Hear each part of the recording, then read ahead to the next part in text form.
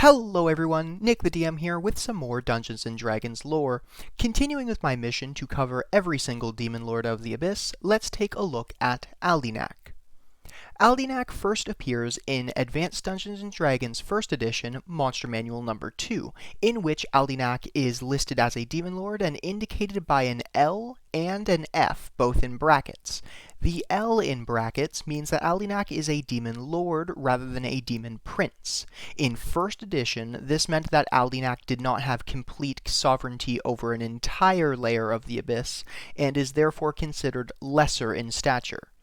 The F in brackets is used to indicate that Aldinach is female, making her the first female Demon Lord covered on this channel. Aldinach holds the title the Lady of Change, and her main concern/interest is transformation. The Dungeons & Dragons 3.5e accessory, Fiendish Codex number 1, Hordes of the Abyss, gives us a lot more information on the Lady of Change. Aldinach is described as a lithe humanoid woman with polished mahogany skin and long fingers that end in needles, which she uses to inject putrid sap into the subdued bodies of her victims. An alabaster mask obscures her monstrous face. Sadly, no official artwork is provided for the Lady of Change, so here is my attempt at drawing Aldinach. Aldinach resides on Pazunia, the first layer of the Abyss.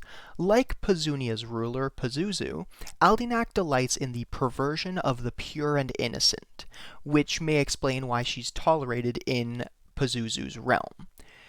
But her methods are not as subtle as Pazuzu.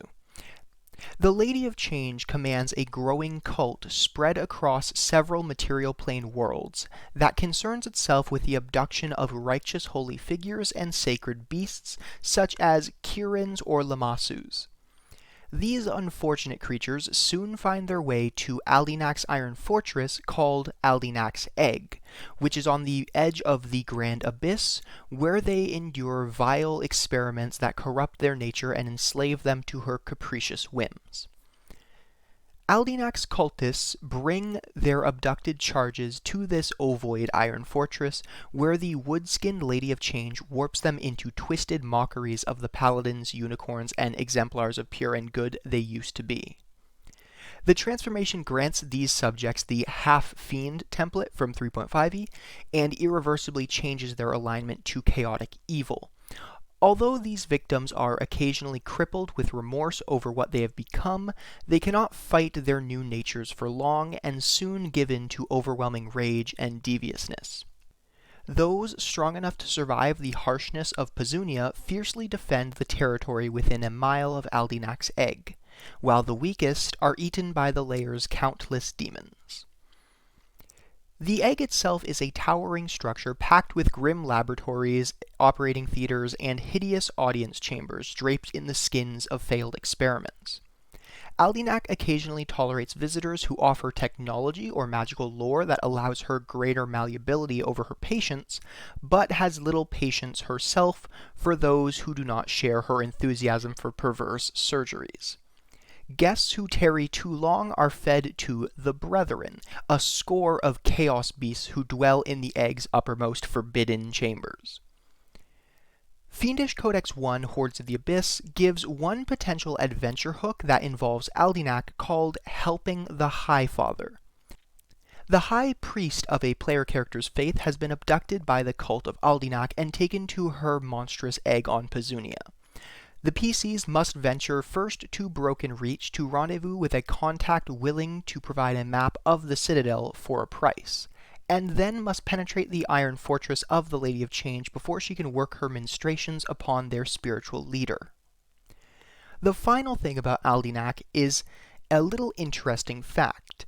The Lady of Change is referred to as, quote, the reclusive demon princess, end quote, in Fiendish Codex 1, Hordes of the Abyss.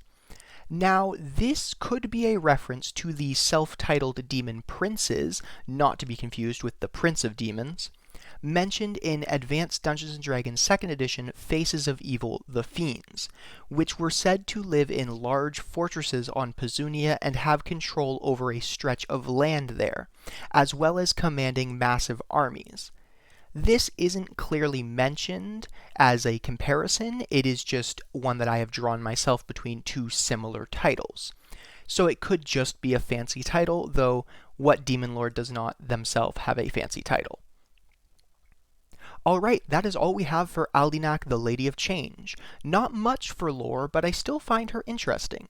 If you've liked this video, show some support by giving a like and subscribe to help the channel grow.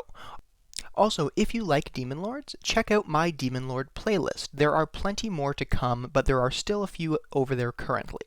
Thank you all for watching, and I hope to see you next time. Bye!